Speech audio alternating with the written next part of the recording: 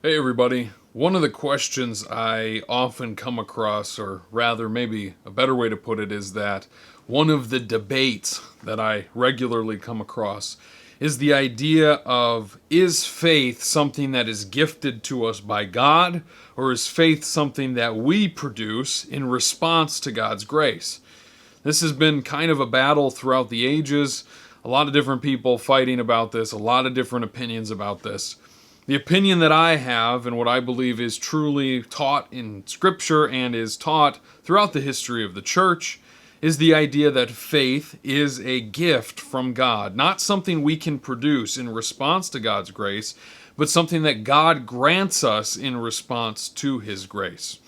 Now, there are many passages that people will try to go to show that faith is not something that God gives us, but rather it's something that we do in response to His grace.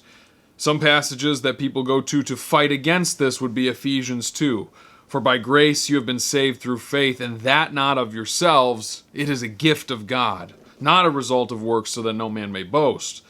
And the clause, by grace through faith you have been saved, that is what is not of yourselves, is what is argued. But some people will try to argue that it's grace that has saved you, that is not of yourselves, but that faith is something that you respond to God's grace with.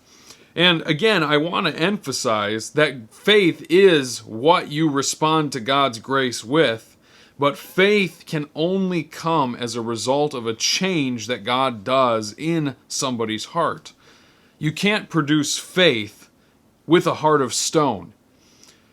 If you have a heart of stone, you need a heart of flesh in order to respond positively to the gospel. It does not make sense to say that God, it's in Ezekiel, I believe, I will remove your hearts of stone and I will replace them with a heart of flesh. That's what God has promised that He's going to do.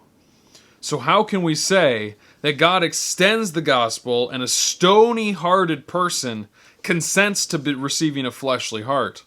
It was Augustine who said, if somebody with a stony heart can respond to accept the very heart that of flesh, then no more do they have a stony heart in order to even do that. And so we have to admit that if somebody is to respond positively to the gospel, there must first be a softened heart, a removal of that heart of stone. And that, my friends, is a work of God, which ultimately leads to the idea and the conclusion, the necessary conclusion, that faith is also a gift from God. Because if He had not removed our heart of stone and given us a heart of flesh, we would be unwilling and unable to respond in faith. And a passage that I was reading the other day that I think illustrates this truth is in Romans chapter 12. Starting in verse 3, Paul says, For by the grace given to me, I say to everyone among you not to think of himself more highly than he ought to think, but to think with sober judgment, each according to the measure of faith that God has assigned. Now I want to read that last line again. Each according to the measure of faith that God has assigned. You see, Paul indicates very clearly in his language that faith is assigned by God. So therefore, it would be incorrect and theologically irresponsible to say that the gospel message goes out to all men, and it's up to us to respond in faith to that gospel message. If Scripture means anything, and we have a heart of stone that needs to become a heart of flesh, the factor that changes that is not us, it is God. And when God does that, we are freely, hear that word, freely able to respond in faith to the good news of the gospel. Now, I believe that the gospel has gone forth to all men, and I believe that God has provided sufficient grace for all men to respond. The paradox that I don't intend to work out is that not all men do respond to that grace. And because not all men do respond to that grace, the efficacy is that God assigns a certain measure of grace and faith to some and not others. And I can't fully comprehend how that works, and I do believe that it is the resistance of man to God's grace that ultimately damns them, not something that God is withholding back. I believe there's sufficient grace for all, but efficacious grace for the elect. And I don't try to work out how that all works and what all that means, but I do know this. Scripture teaches that faith is a gift of God. Faith is a gift of God. Faith is given to people by God. Now, I don't want to be too redundant. I don't want to overkill this video.